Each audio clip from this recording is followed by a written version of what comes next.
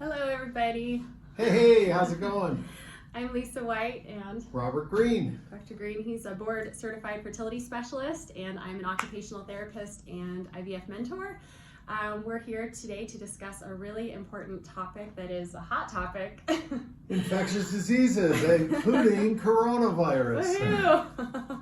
So hoping this can just kind of provide some information and ease some of your fears that you may be having.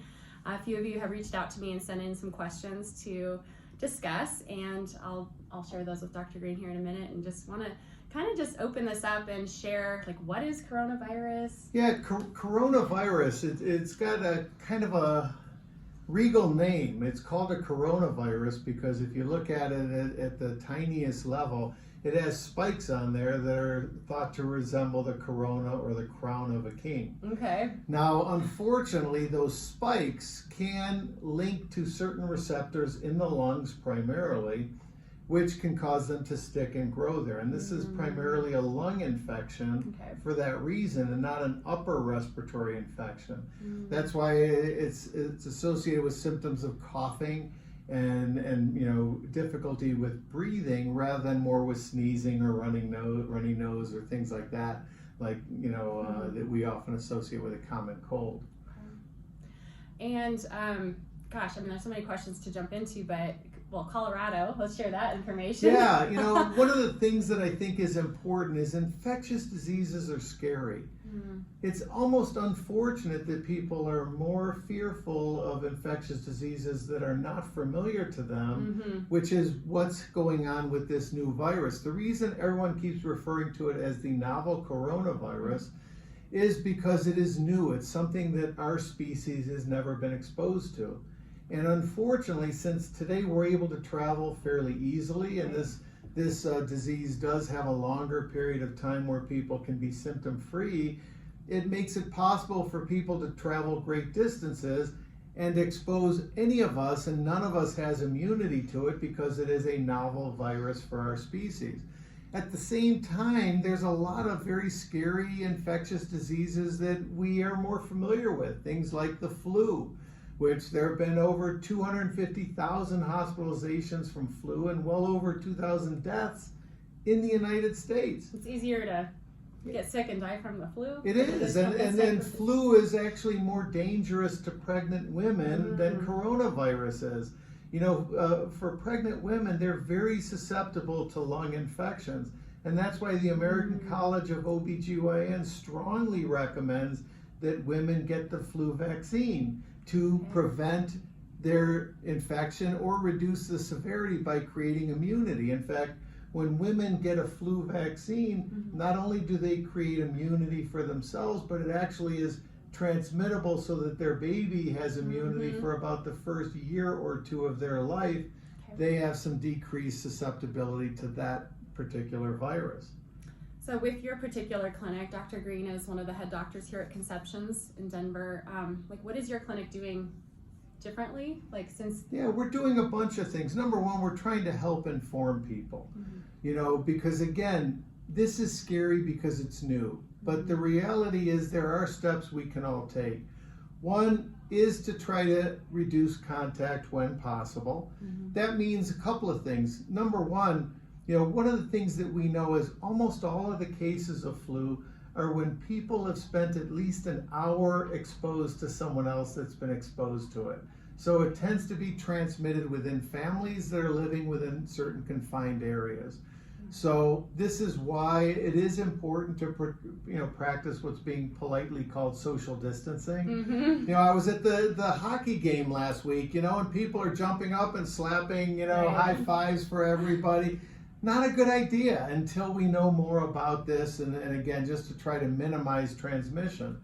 At the same time, even within our office, if a patient doesn't need to come in, we're doing a lot more telemedicine, just to decrease our own exposure as well as the exposure of our patients that need to be here to other people that may have some of these illnesses. You still have to come in for your blood work and your ultrasound. No, exactly. But at the same time, I'm a guy that's always, hugging and high-fiving patients. for right now, I think the foot bump is a good idea. So, Although, or foot bump is even better, yeah, I mean, guess keep you're in mind, if we're coughing into our Right. elbow, it's probably best not to wave our elbow at that's someone. true. Oh my So, God. a polite foot bump is a nice way of saying, hey, that's my air hug for right now. So you don't need to, have as much close contact to reduce transmission. Another thing is being socially responsible. Mm-hmm. If you do think that you yourself might be exposed, stay home if you can. If you have to go out in public, you should be the one wearing the mask, because by wearing a mask, you're containing that virus and reducing the risk of spread to everyone else around you. Bottom line is trying to take care of ourselves, but also trying to think more consciously of each other as well. And gosh, I mean, is hand sanitizer, what's the big, can that really do an efficient Well, job? Or? the reality is hand sanitizers can be very useful. I do recommend, if you're using them, try to get the alcohol-based ones. Avoid things with the chemicals like triclosan in there, because these are things that might reduce egg quality or sperm quality. That's a good tip. So, like it's a hormone disruptor? Exactly. And but at the same time, soap and water for 20 seconds has been shown to be very effective at but then also drying your hands. When your hands are wet, Right. you're more likely to transmit as well as receive different viruses. Yeah, so sometimes I'm like a shake my hands, or I don't fully dry, so that's a good information. Exactly. To fully dry. Okay. One lady sent in a question, could her transfer be delayed because of it? One of the things that's important, again, I think it's important that we're aware and increase our awareness of all infectious diseases. Mm-hmm. Here in Colorado, we've had an outbreak in one of the counties that's got 67 cases of mumps. Now, mumps is very dangerous to pregnant women. So again, checking your vaccine status is a good idea. Mm-hmm. And again, I think this is something that most people should be thinking about as they're moving towards transfer. The reality is we do not have a need to delay transfers. Okay. There have been some case reports. There was a recent, very large case series that was reported in the British Medical Journal. This doesn't seem to affect pregnant women very severely. Okay. They've even done testing that the virus does not seem to, cross the placenta. Mm-hmm. So not only are the babies testing negative based on blood tests, but they're also not showing any clinical signs of symptoms. And again, what we believe is the reason for that is the corona, the spikes on the crown. Not the corona we wish, right? The spikes that are on the crown aren't really as present in infants. So that this virus probably can't really get set up in their lungs. But again, we are taking precautions and really focusing on all infectious diseases and trying to reduce exposure so that we could help people get their pregnancies off to a great and healthy start. That's good tip. So any other there was a question about egg donors starting their medications.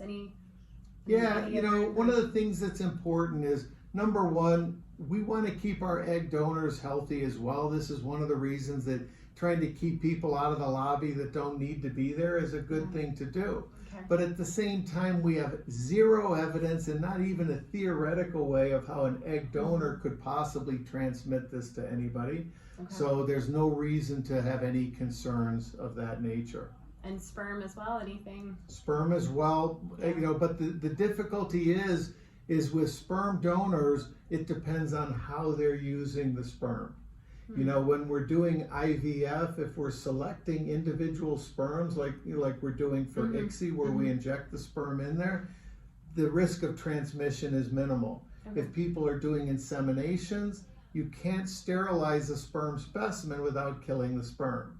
So we don't know yet if this is something that men is present in their ejaculate. So we don't know about coronavirus and sperm donors at this time, but that's something we'll have to learn in the future. Okay. I hope this was valuable for everybody and help ease some of your fears that you may be having around the coronavirus. Well, and importantly enough, we're learning as we go along. This is a novel virus. You and I meet frequently enough, and if there are questions or topics that people would like more detail on, let us know. Yeah. We're happy to try to reach out and support you. Don't be frightened, be positive, be happy. and make it work. Yes, and if you need to reach us, I haven't been sharing our website as well as I should be, but I'm at IVF Manifesting a Miracle and EnhancingFertility.com. So reach out to us, send in your questions, and we're here to support y'all. Stay happy, stay healthy. Thank you.